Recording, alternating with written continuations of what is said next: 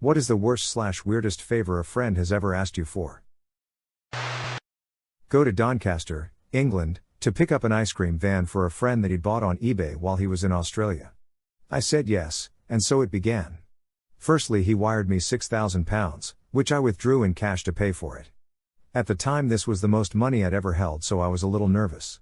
My girlfriend then drove me down the M1 to Doncaster, and dropped me off at a house with a Pepto-Bismol pink ice cream van in the driveway. I knocked on the door and a jolly, gigantic man in dirty overalls opened the door and spent the next 2 hours with me as I learnt to strip and rebuild the Mr. Whippy ice cream machine inside the van. I was thoroughly unprepared for this. I was also unprepared for the machine exploding in my face after loading it with the minimum 4 liters of ice cream mix. With slightly sour milk now liberally coating my clothes, and the light fading, the friendly ice cream giant talked me through the intricacies of starting and driving a 1973 Bedford ice cream van. The ice cream machine inside ran off the engine, rather than a generator like most do. So there was an elaborate set of linkages that transferred the engine power from the wheels to the machinery when engaged. They were also entirely exposed and directly where you would normally put your foot when driving. Lovely. The engine also didn't start on its own. You had to crack open the bonnet and spray a generous amount of combustible gas directly into the air intake before giving the accelerator a bloody good stomp. Fortunately, the friendly ice cream giant did this for me. He then let me drive it to the local petrol station to fill it up, during which time he also let me discover that the speedo, windscreen wipers and lights didn't really work. Oh, and neither did the fuel gauge. And, for some reason, the fuel cap was level with the tank, so you couldn't pump fuel into it more than a dribble or it all ran back out. This meant you had no real idea how much fuel was in it. But plenty to get it home, I was assured. After, filling it up, struggling to start it, and chugging home at an unknown, but very leisurely, pace, I paid him and we filled in some paperwork. At which point he let me know it was untaxed and, contrary to my friend's belief, not exempt. So I'd be breaking the law driving it home. Which I now had to do. In the dark. With no real lights. Did I mention it had just started to rain? But off I set, gingerly traversing the on-ramp to the busiest motorway in the UK, foot to the floor, wind whistling through the various holes in the bodywork. I had no idea how fast I was going, but from the waves and gestures I got from passing vehicles it definitely wasn't fast enough. I also realized I didn't know how good the brakes were. Or what condition the tires were in. And it was wet, very wet. And the off-ramp was downhill, with lights at the bottom. Oh goody, now there was smoke coming from the bonnet.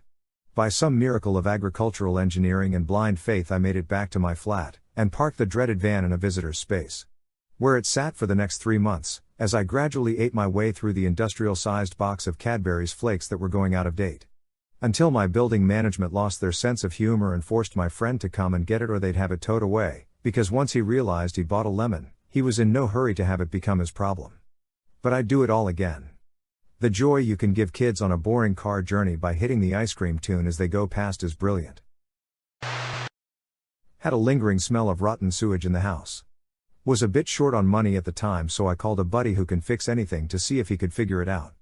He identifies the issue right away and crawls under my house to find a previous owner used Drano and must have not done a proper flush, so it ate away the main sewer pipe.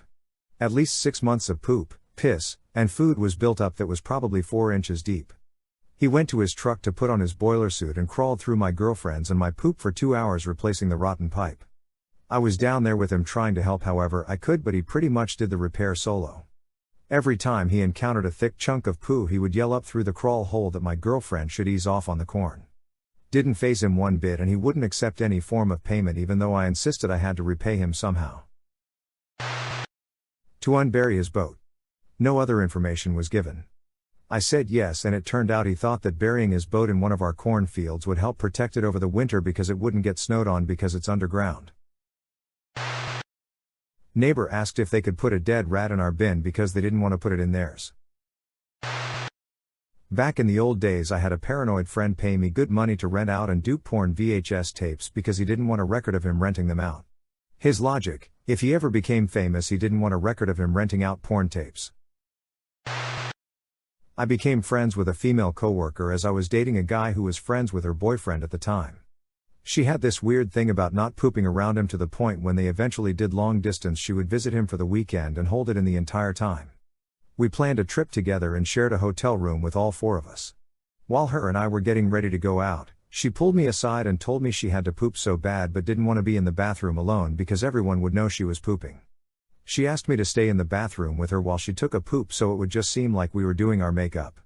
I kid you not, that poop stank so bad that I'm 100% sure the guy smelled it in the room anyways, and we both just looked like weirdos who pooped together.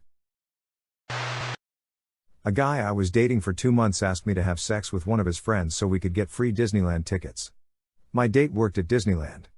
He wanted to take me into the park, but he didn't want to use one of his free tickets that he was saving for a family member.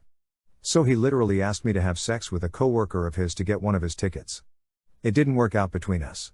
Yes, I bonked his coworker for the park hopper tickets. The relationship was very unsteady before this and we broke up within the weeks after. The coworker was very hot though, so I don't feel bad. If he wasn't, I wouldn't have done it. I don't usually ask for anything, but I was hungry while I was at work. I asked my friend to go get my food that my mom prepared at my parents' home. He said sure and left. My friend was visiting me at work, so I took the chance to ask him to get me a plate. He came back and brought me a dish of his own. He cooked a bacon, grilled cheese sandwich for me. This is not the weirdest experience that I've had, but it's his. I asked him why he didn't get the food that my mother made at my parents' place. He misheard me and thought I asked him to make me food. Best laugh that we had. Coworker asked me to help him bury a body. Turns out his grandfather was to be buried on their farm and I was the only guy he knew who can use a backhoe. Even weirder, his grandfather wasn't dead yet, and not only was he walking around and talking, he brought us out iced tea and Diet Coke while we dug his grave.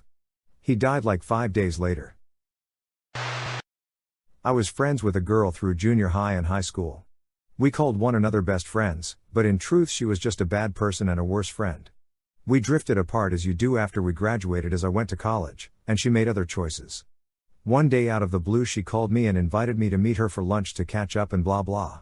As we're eating lunch, she tells me a fun story about an awesome party she and her new friend group were at, and oh by the way, would I be her alibi for that night because they'd managed to burn down the house they were partying at, which they'd illegally entered in the first place.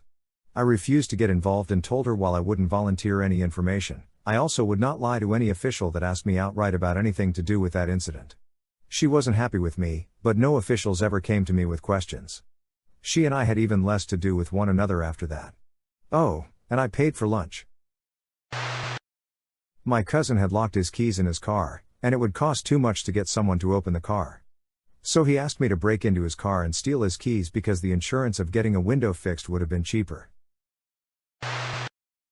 One of my roommates in college begged me to take a picture of my bare back for an art project she was working on. Keep in mind, she was not an art student, nor in an art class, nor an artist. I was uncomfortable with it but eventually agreed to do it. She showed me the final work and she had taken several pictures of people's backs, made them kind of translucent and then layered them on top of each other. I didn't really get it, but she was very happy with herself. He wanted me to buy a house so that he and his newly knocked up girlfriend could have a place to live together for free. I had a hard enough time paying for my apartment. I have no idea why he thought I had the money to buy a house. He didn't ask just once, either. He would send me house listings all the time and try to schedule tours.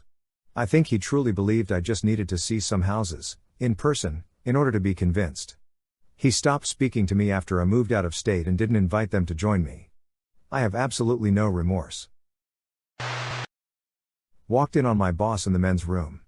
He pleaded with me to help detach his sack from his zipper. I got him free. So much blood. We never spoke of it again. My best friend is a huge guy. He's 6 feet 9 inches and 250 pounds, but he's incredibly scared of ghosts and he believes there's ghosts in his house. Even though I've assured him numerous times there are not. Every time he has to go in his basement he calls me to come to his house. He lives alone, to go into his basement with him while he does whatever he needs to do down there. Even if he only has to go down there for a minute or two. We're in our 20s, and as funny as I think it is every time he calls me to come with him to his basement, I always show up anyway because that's what friends are for.